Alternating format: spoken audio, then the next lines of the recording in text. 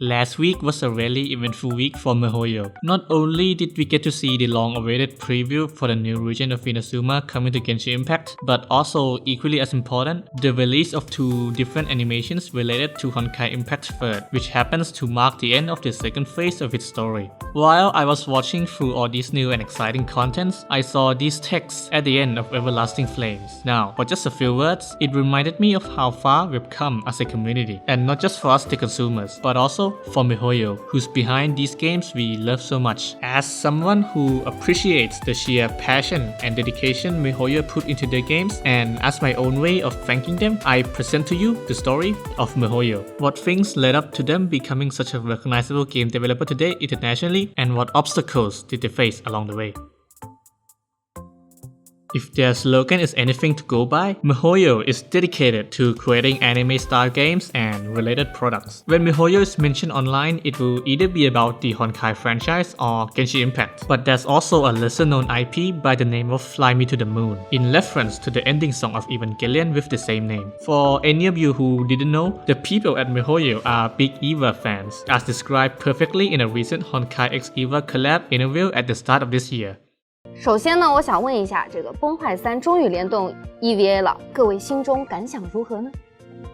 我就4个字：公款追星，公款圆梦。 The influence of Evangelion can be seen in pretty much any MiHoYo games. A great example of this is the similarities between EVA's impacts and Honkai's eruptions, or between EVA's angels and Honkai's Hershers, and probably many more that I don't know of. Outlanders, your journey ends here.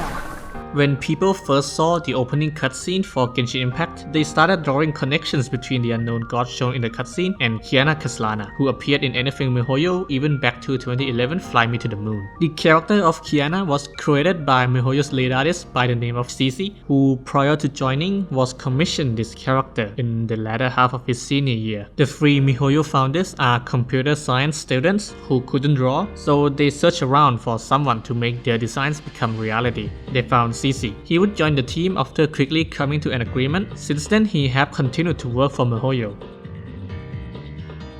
Back then, cultures around anime media wasn't a thing. Most people used to not proudly proclaim themselves as anime fans. In a startup contest where game developers pitched their ideas to judges, and combined with the team being formed by students, everything was harder. No one would dare to predict that anime and games would become a multi-million-dollar industry we see today. MiHoYo entered many startup contests to show everyone their project, but almost every investor turned them down. But to their luck, one decided to fund them.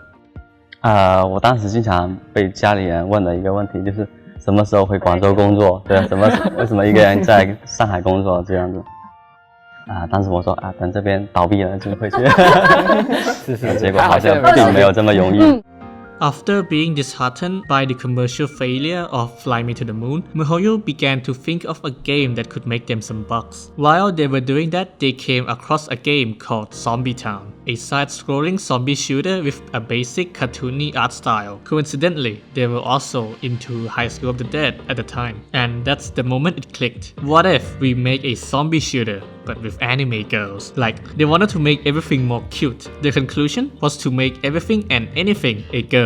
Zombies, girls. Characters, girls. Weapons, girls. Important historical figures, don't mind if I do. And that's when Honkai was born. Their second project was much more ambitious. By the way, at this point the studio only had one artist, and that's Cici, so he alone had to cover for everything art related. By the time Honkai Gakuen 2 was released, the studio had only 7 people. Honkai 2nd was making them money, but problems soon rolled in. Some transactions didn't go through and stuff, and they had no customer support. What happened was that they got overwhelmed, so they ended up hiring players that were interested in them to do it. Every Honkai title so far had been 2D side-scrolling shooters, but MiHoYo wanted to exceed players' expectations. They decided to develop the now popular 3D action game Honkai Impact 3rd. The development of the game was not easy. No one knew how to do 3D projects, but only by going the extra mile can they surprise their fans. MiHoYo before Honkai 3rd had so far only been known inside China, with limited success internationally, save for a few countries. The release of Honkai Impact Third, a 3D action game that was said to be ahead of any mobile games graphics-wise at the time, gave MiHoYo the publicity they needed to appeal to a larger international audience. With all the success Honkai Third had, there are also stuff that MiHoYo wanted to achieve but didn't get a chance to. Said in an interview back in 2018, Honkai Third's progression wasn't going at the same pace across different servers,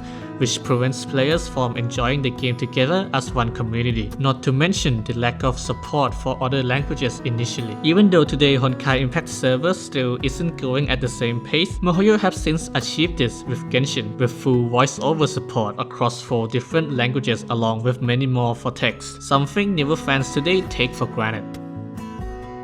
Today we have witnessed the largest launch of a Chinese game that also came with massive support for various languages available on day one. MiHoYo not only served as a game developer but also as mangas and anime creators, with large amounts of materials made for the products. The skills the team learned all over these years are being put to use in Genshin Impact. Of course, it's not all sunshine and rainbows, as MiHoYo have been heavily criticized for various things, from animation's plagiarism, sexually explicit content to predatory monetization model, and most of these aren't exclusive to Genshin.